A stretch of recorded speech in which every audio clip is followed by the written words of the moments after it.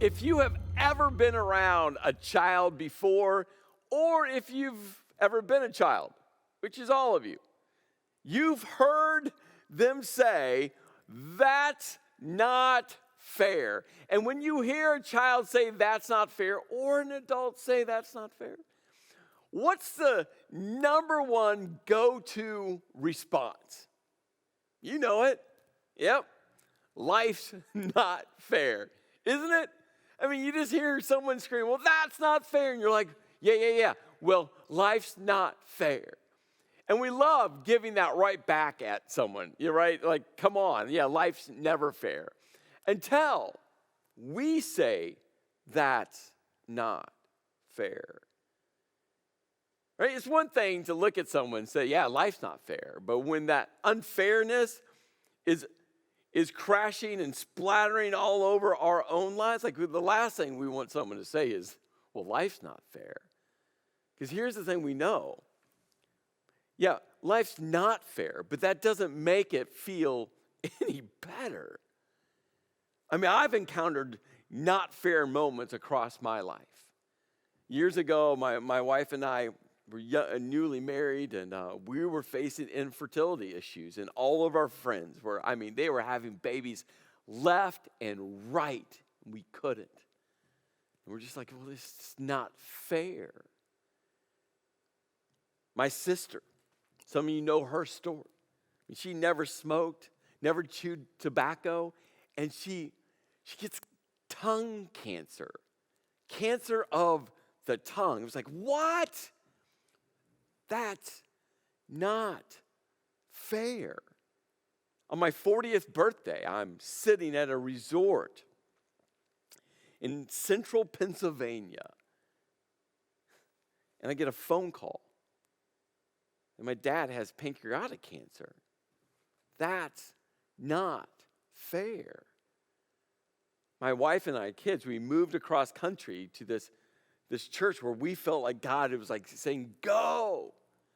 2 years, poured myself into this church, and well, all the metrics were up to the right. Great things were happening in one day. I get a phone call. I'm fired. Why? I don't get the culture? To this day, I don't even understand it. I did nothing wrong. Again, all the metrics up to the right. That's not fair. You see, when the unfairness hits our lives, it feels so overwhelming, doesn't it? Have you ever wanted to? And I'm sure the answer is going to be yes. Have you ever wanted to just kind of take a knee? Have you ever wanted to wave the white flag? I'm done. Have you ever wanted to just tap out? You know those moments where just the unfairness of life is just so overwhelming, and you're just like, I don't know, God, how much more I can take. God, I don't know how much more can come my way. I'm just hitting my limit. And the answer, more than likely, is yes. I know I have. I think through some of those unfair moments, and I remember saying to God, "God, I'm done. I want to tap out." Now, there's something that gets connected to life's not fair. It's something that, it's kind of in the background. It's something that swirls kind of in the shadows. It's something that I just want to shine a light on because, it impacts the fairness or the unfairness of life. And this is the thought process.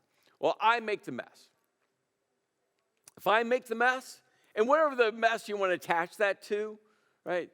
You retaliate instead of recalibration. We looked at that in part 1, right? Like, don't retaliate, recalibrate, right? Well, you choose to retaliate. Well, you make the mess. Or maybe the mess is, you say yes to temptation instead of saying no. You make the mess. you realize that then you own the mess. And that feels one way, right? When you make the mess, you make the bad decision, you make the unwise decision, you say yes to temptation instead of saying no, you choose not to establish the guardrails, you choose not to run, you choose to whatever that storm coming your way, and you make the mess, right? You own the mess. And I'm not saying this feels great to you. I'm not saying it's not frustrating. I'm not saying that you don't think to yourself, why did I do that again, right? I'm not saying this is like warm and fuzzy, but it feels one way. And it feels different than, well, if I added one word, I didn't make the mess. And do I still have to own the mess? Doesn't that feel different? Let me share one quick illustration, which I think will just kind of reveals the difference between these two. If you buy a new car, and you get into your new car, and you drive that new car to whatever your favorite store. You park that car, you go into your store, you're having a great day. As you're walking out to that new car, it's bright and shiny, not a scratch on it. I mean, there's not even dust on it. You get into that new car, you start it up, you put it in reverse, and you don't see the car behind you, and you crash right into it. That feels one way. Again, frustrated, sure. But you made the mess, you own the mess. What if, same scenario, you buy a new car, you drive it home, your teenage child or adult child comes out of the house like, oh, let me drive it, and you have a moment of weakness, and you hand them the keys, and they go driving that car, and they go to their favorite store. They park that bright, shiny new car. They go in the store. They come out. They're looking at it. It's beautiful. Dust hasn't even settled on it yet. They get in the car. They put it in reverse, and they crash into a car. And now they call you to let you know that they just crashed a brand new car. You see, it feels different, doesn't it? I mean, if you make that mess, you own the mess. It feels one way. But if you didn't make the mess, but that mess gets splattered all over you, and now you still have to own the mess, it feels radically different. It's just true. And that's why so many times in the unfair moments of life, the unfair moments, nothing we do, it's what happens to us. It's what other people do, or just, living in this broken world. We're in this series, Immovable, and we're looking at 4 very specific storms that all of us have faced, will face. Again, this is the question that isn't if, it's when, and to what ferocity and what duration those storms will come in. Part 1, we looked at the first storm, the relational ambush, where I encouraged all of you, when you are ambushed relationally, and it's usually by those closest to you, don't retaliate, recalibrate. And I challenge you with 3 questions to help you recalibrate. The second storm that we looked at in part 2, we looked at temptation's assault. 3 very specific actions: know your no, establish guardrails, and sometimes, the only thing you should do is run. And all this leads to this third storm, unfair circumstances. And in this series, we've been following along with the storyline of a guy named Joseph. And Joseph will not only encounter all 4 of these storms, but he actually models for us how to face these storms and how to build a foundation that we can stand firm on, and how to surge forward, not to hunker down, but surge forward as those storms come crashing in. Well, in part 2 last week, we ended up or paused the story with Joseph in a very difficult situation. He had done everything right. He was clear with his no. He had established guardrails, and he had, run. And we're told that she, Potiphar's wife, caught him by his cloak and said, "Come to bed with me." But he left his cloak in her hand and ran out of the house. Again, he's done everything right. He's made the wise decisions. He tried to protect and honor his relationship with Potiphar. He tried to protect their marriage. I mean, he's done everything right, and he runs out of the house. And we're told that when she, Potiphar's wife, saw that he had left his cloak in her hand and had run out of the house, she called her household servants in and said, "Look," she said to them, the Hebrew has been brought to us to make sport of us. He came in here to sleep with me, but I screamed. And when he heard me scream for help, he left his cloak beside me and ran out of the house. I mean, here's the thing with lying. I mean, there's elements of truth, and then the key details are untrue. And she is spinning this story and putting it all on Joseph. Well, Potiphar, her husband, eventually comes home. She tells him the whole story, and when he hears that story, we're told that he burned with anger. And as a husband or a spouse, if you heard that story about your spouse, I mean, burning with anger is the exact emotional response, right? So what does he do? Potiphar, Joseph's master, took him and put him in prison, the place where the king's prisoners were confined. Now, you talk about life's not fair. I think about Joseph's life up to this point. I mean, we almost have to just keep track of the number of "that's not fair," life's not fair moments, right? I mean, he's betrayed by his brothers. He's sold into slavery. Right? He's taken to a foreign land. While he's there, he's sold again. He's enslaved again into Potiphar's house. All of a sudden, Potiphar's wife starts to make advances on him. He does everything right. He tells her no. Why? Because Joseph knows his no. He sets guardrails. That doesn't help. He runs out of the house. I mean, right? He does it right, but his cloak is in her hands, and then she spins the story and blames him. You talk about not fair. Joseph, again, does everything right. Joseph makes the wise decisions, the wise choices. He honors God the best he can. And it just keeps on hitting him. You talking about wanting to tap out. You talk about wanting to wave the white flag. I mean, Joseph had to be emotionally and spiritually completely spent. But look at what we're told. While Joseph was in prison, the Lord was with him, and he showed him kindness and granted him favor in the eyes of the prison warden.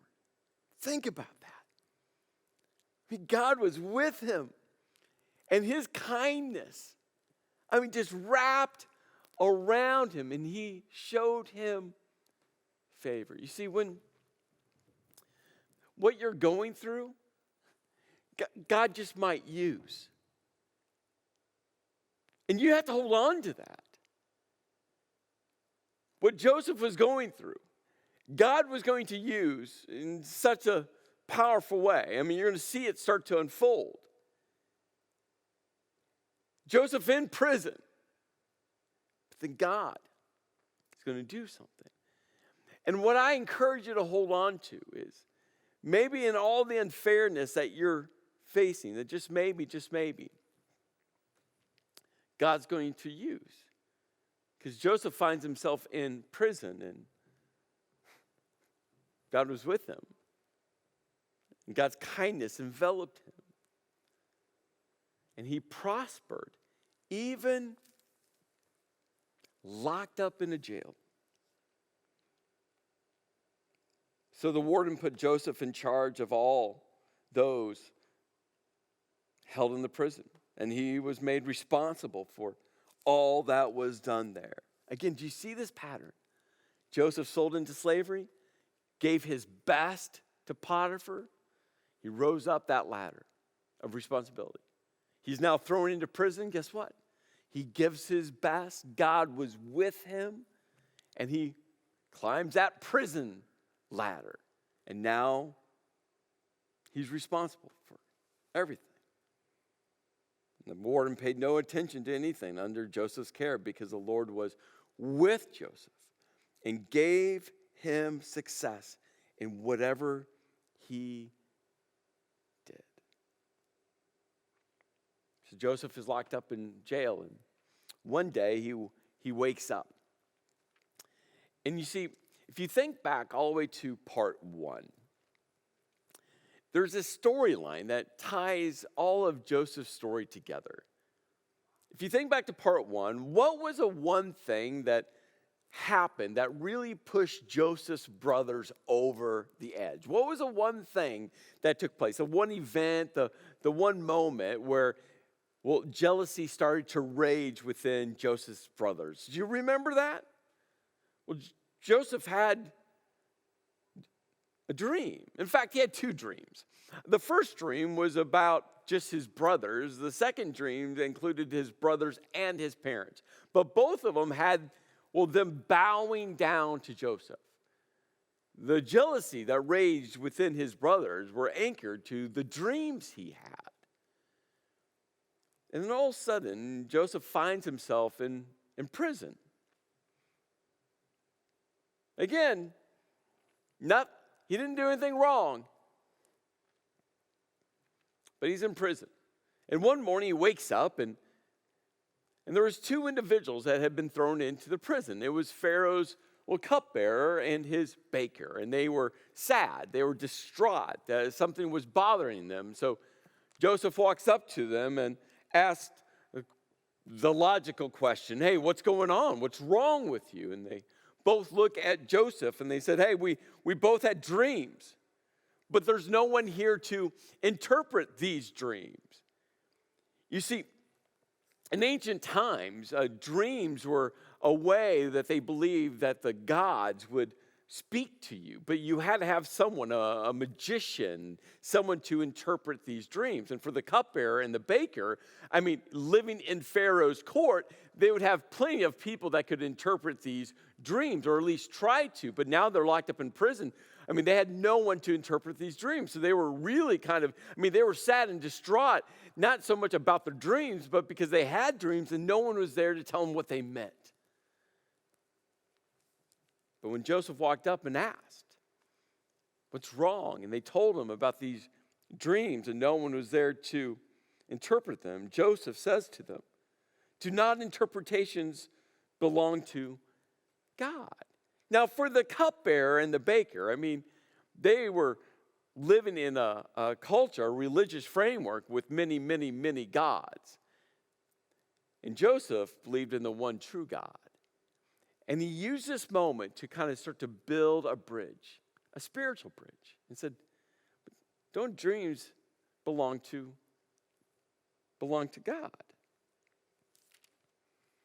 The cupbearer and the baker looked at each other, and the cupbearer steps forth first and tells Joseph his dream. As Joseph listens to the dream, he realizes why, because God was with Joseph. And so Joseph tells him what the dreams meant, that in 3 days he was going to be released from prison and be brought back into Pharaoh's court. And when he got done telling the cupbearer the interpretation of his dream, Joseph had one request from him. "Hey, when you get back to Pharaoh's court, don't forget me. Tell Pharaoh about me and that I interpreted your dream correctly." Well, next, the baker steps forward because, obviously, hey, this guy Joseph might be able to interpret dreams. So the baker steps forward, shares with Joseph his dream, and Joseph, didn't have great news for him. Joseph tells him, hey, in 3 days, Pharaoh's going to impale you. You're going to die. Well, 3 days later is Pharaoh's birthday, and guess what happens? The cupbearer is reinstated, brought out of jail, reinstated back into Pharaoh's kingdom and his court, and the baker was impaled. But then, another unfair moment. The chief cupbearer did not remember Joseph. He forgot him. So let's add to the tally marks. He's forgotten. And then we're told that it's another 2 years. 2 years. That Joseph is in prison. 2 years where Joseph is locked up for doing the right thing. You see, what we have to keep our eyes set on is you might not see what God is doing, but doesn't mean he's not moving. And I think this is extremely difficult, especially in the unfairness of life, when things are crashing in and you're like, I didn't do anything wrong. I made the right decision. I faithfully followed God. I prayed about it, sought wise counsel. Like, God, I'm doing it. These aren't the message we're making. This is just the messes of other people. And I think in these moments it's so easy to lose sight of what God is doing and how he's on the move. You got to hold on to the truth that you might not see exactly, specifically what God is doing. Doesn't mean he's not moving. And for Joseph, for 2 years, he's locked up in prison. And then one day, something starts to change. You see, Pharaoh has a dream. In fact, not one dream, but 2 dreams. And that morning, he wakes up and he shares with his court about his dreams. And he calls in all the magi, the magicians who could interpret his dreams to say, hey, what do these dreams mean? And no one could interpret his dreams. And could you imagine how frustrated Pharaoh, the most powerful person in the known world at that time, and no one could interpret his dreams. And so he's like, what am I going to do? And then all of a sudden, the cupbearer, a little light comes on. And the cupbearer remembers a guy years ago that he met in prison that actually interpreted his dream. So the cupbearer says to Pharaoh, hey, Pharaoh, I know someone. He's this Hebrew slave locked up in one of your dungeons. And you need to go get him. So Pharaoh sent for Joseph. And Joseph is brought to him. And Pharaoh says to Joseph, I had a dream and no one can interpret it, but I have heard it said of you that when you hear a dream, you can interpret it. And Joseph goes, I cannot do it. Could you imagine the stifling silence in that moment in all of Pharaoh's court? This Hebrew slave locked up in Pharaoh's prison is brought to him, and Joseph says, I can't do it. You could almost hear all the air being sucked out of Pharaoh's court, of everyone going, he did not just say that to Pharaoh. Could you imagine the cupbearer going, I can't believe I actually recommended this guy to Pharaoh. And then Joseph says, but God will give Pharaoh the answers he desires. But God will. But God will. But God will. So Pharaoh tells him his dreams. Detail by detail by detail. And Joseph says to Pharaoh, the dreams that you just shared with me are one of the same.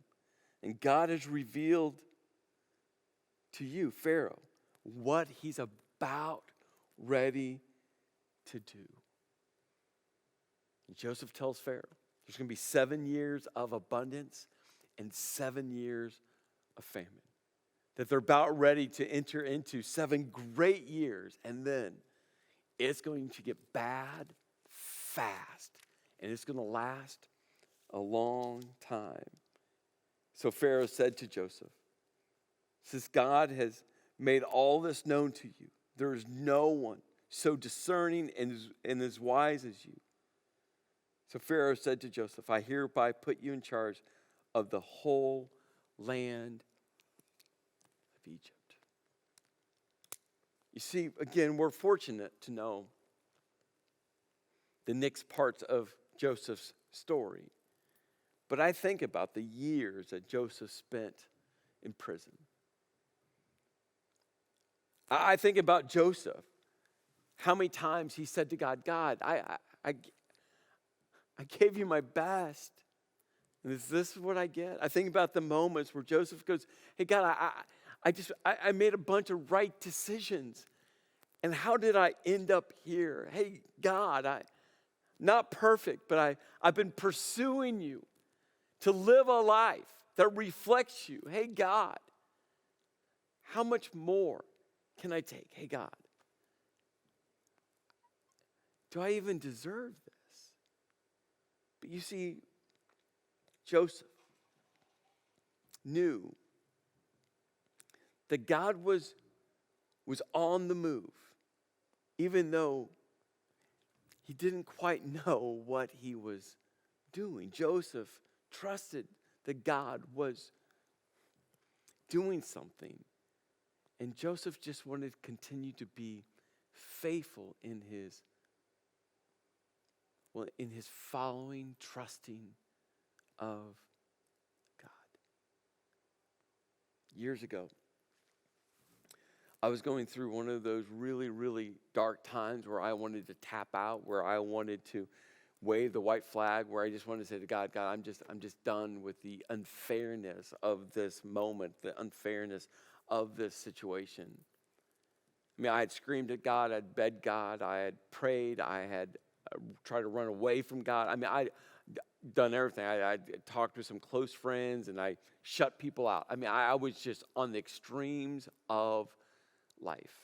And I found myself reading this book by an author named Brennan Manning. And God led me to these words, and these words have guided me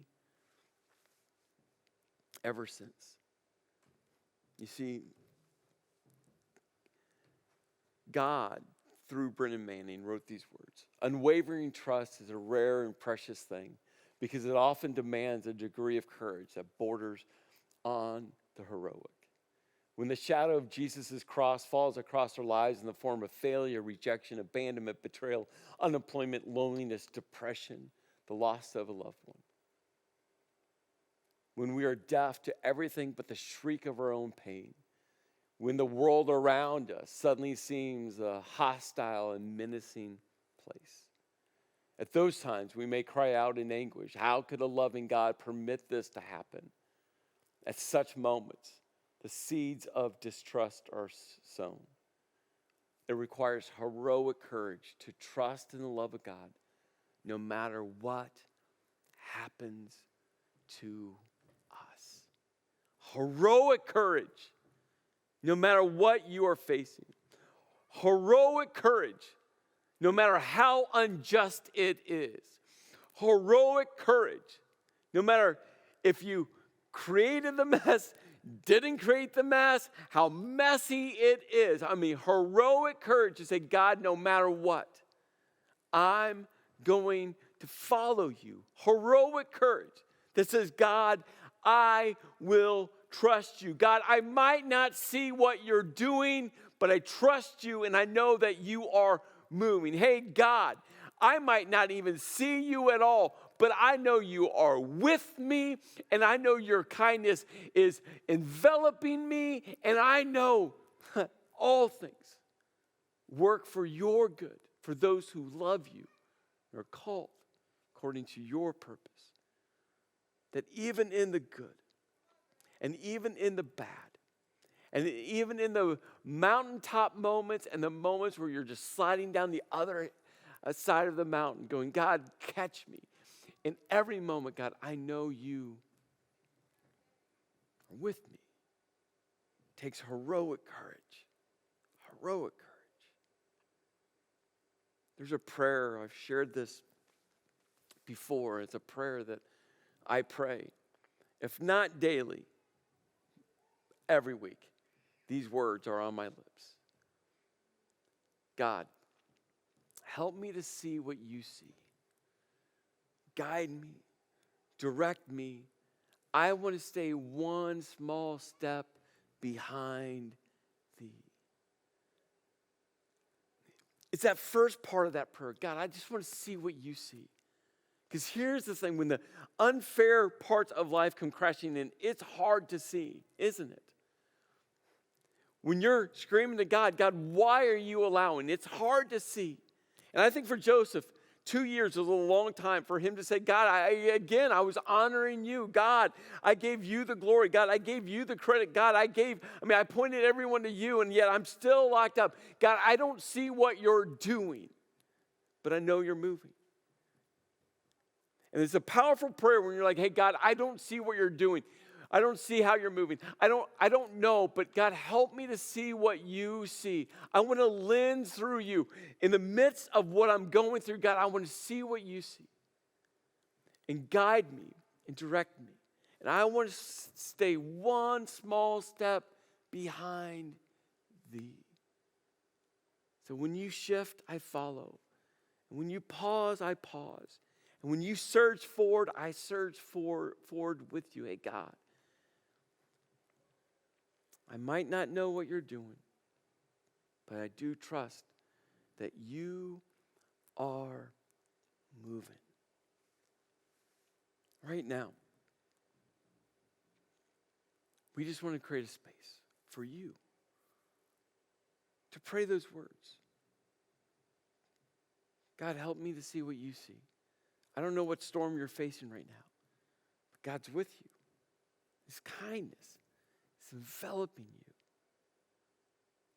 Pray those words. God, help me to see what you see. And guide me and direct me. And I want to stay one small step behind thee.